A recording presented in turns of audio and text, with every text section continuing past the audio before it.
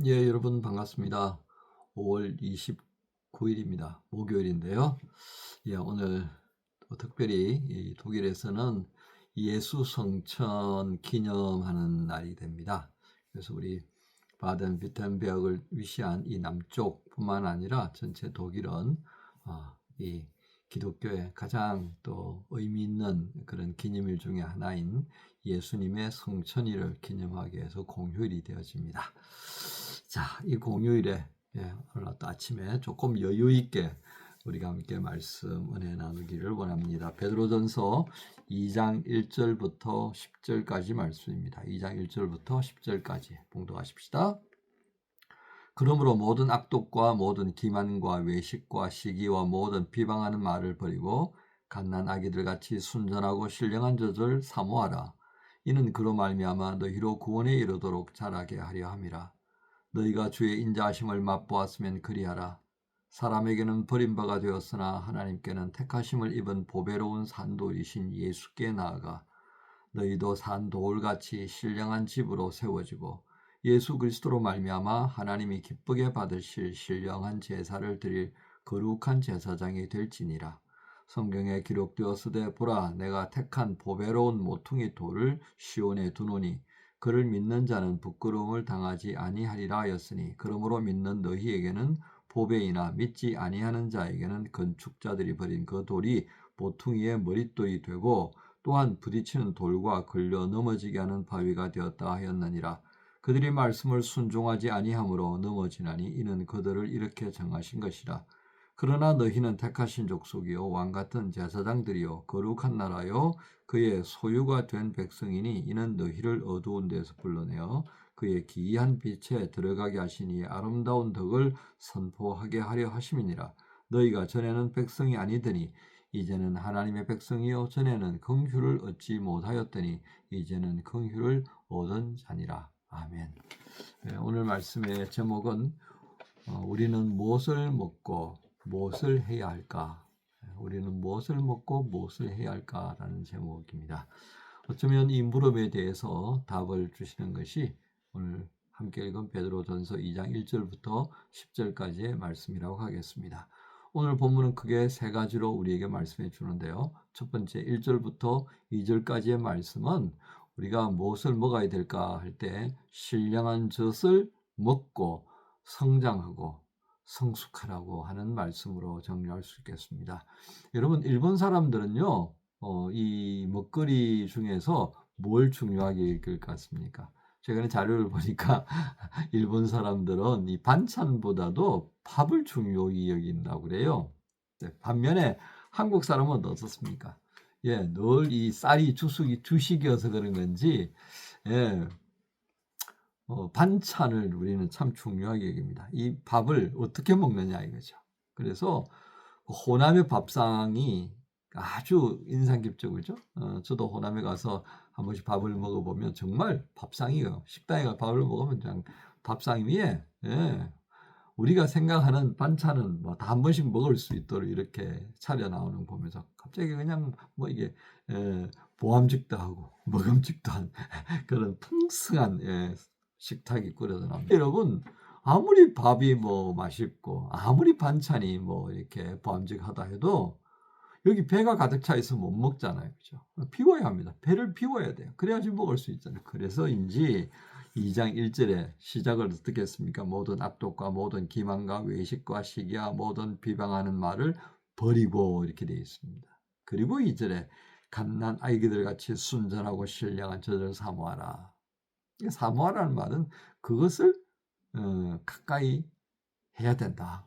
그걸 즐겨 먹도록 애써야 된다. 무엇 대신에? 예, 악독과 모든 기만과 외식과 시기와 모든 비방하는 말. 이건 버려야 되는 거예요. 이게 바로 배를 비우는 거다. 그죠? 지금까지 이런 것이 우리 배를 가득 채웠단 말이죠.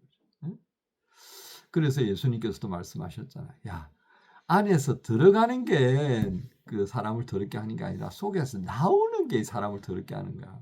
그러니까 이거 자꾸 빼내야 되는 거예요. 자꾸 빼내야 돼. 그리고 뭘 채워야 돼요? 예, 말씀으로. 이게 신령한 젖인 것입니다. 이게 우리 성도들이 정말 사모하고 먹어야 될 거예요.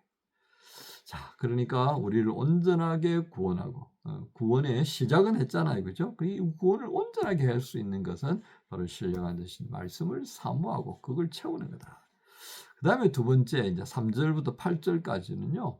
보배로운 산돌이신 예수께 나가자 하는 말씀으로 정리할 수 있습니다. 3절부터 8절까지인데요.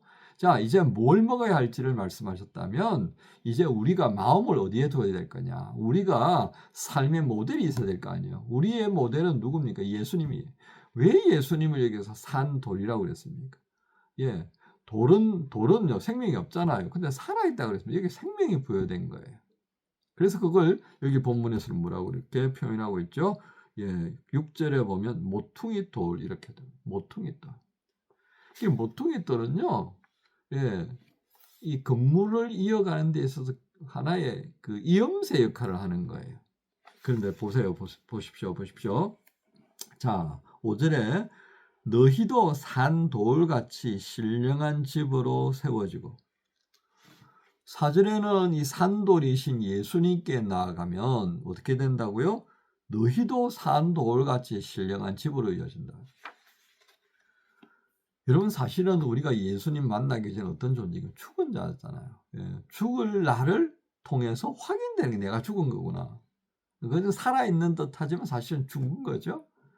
그런데 우리가 예수님을 만나고 나니까 산돌이신 예수님을 만나고 나니까 그 가치 없는 죽는 날짜만 기다리고 뭐가 그도 중요하게 여겨지겠습니까?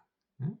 망가질 날만을 기다리고 있는 점점 이게 쉬어야 가는데 그런데 우리가 예수님께서 뭐라고 그랬죠? 산돌입니다. 살아있는 그 산돌에 죽어가던 돌 같은 내가 결합되니까요. 나도 그 산돌의 영향을 받아가지고 그 집을 짓는 모퉁이에 연결되어가지고 계속해서 이어지면서 그 집을 짓는 데 쓰임받는 귀한 건축 자재가 된다. 그 말씀입니다. 그러니까 우리가 어디에 마음을 두어야 된다고? 산돌이신 예수님께 마음을 두어야 된다. 그 말입니다.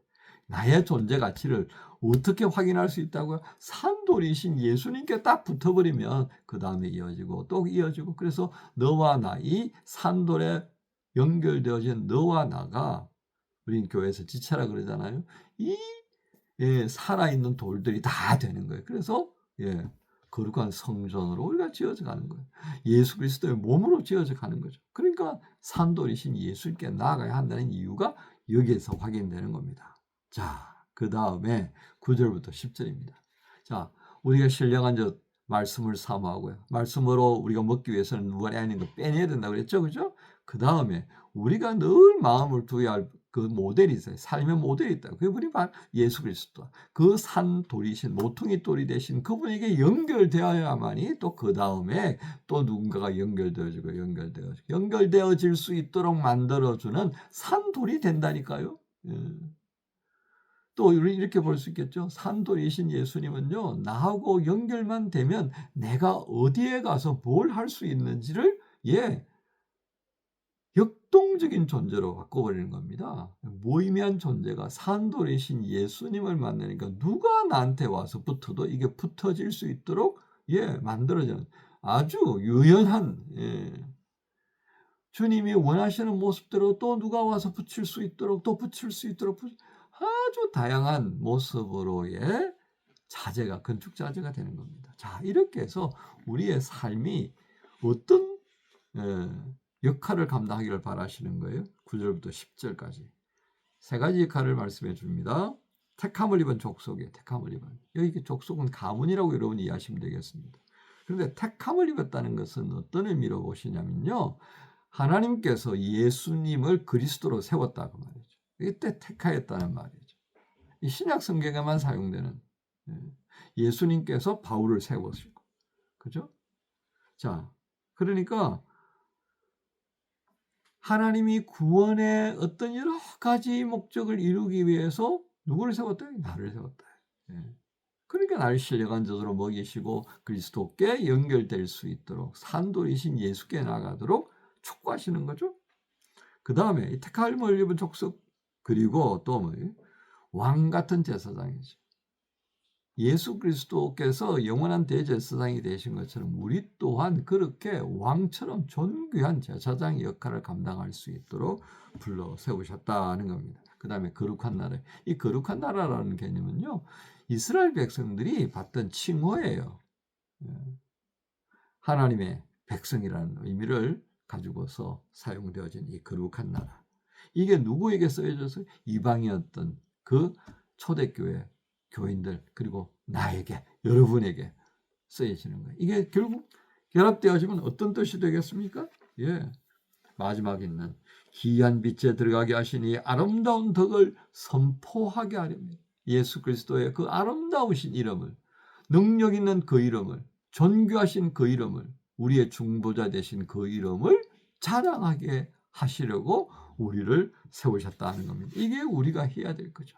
자, 오늘 세 가지를 말씀드렸습니다. 사랑하는 지체 여러분, 우리가 마음을 두고 늘 가까이 하면서 먹기를 소망해야 되는 것은요, 말씀입니다. 제가 요즘 한국에 가면 순댓국 한 그릇 먹고 와야 되겠다. 순댓국 생각이 자꾸 나네요. 짜장면은 만들어 먹을 수 있는데 이 순댓국은 참 못 만들겠습니다. 그렇잖아요.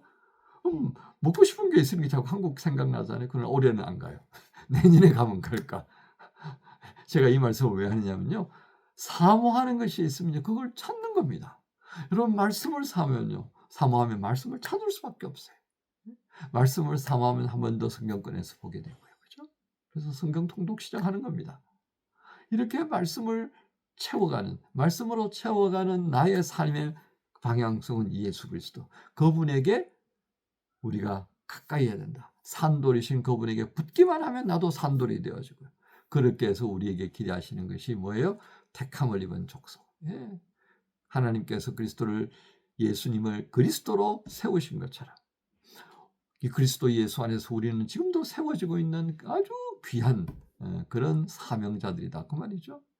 왕 같은 제사장으로서 예수님께서 그 모든 생명을 살리기 위해서 헌신하셨던 것처럼 그렇게 헌신하는 자.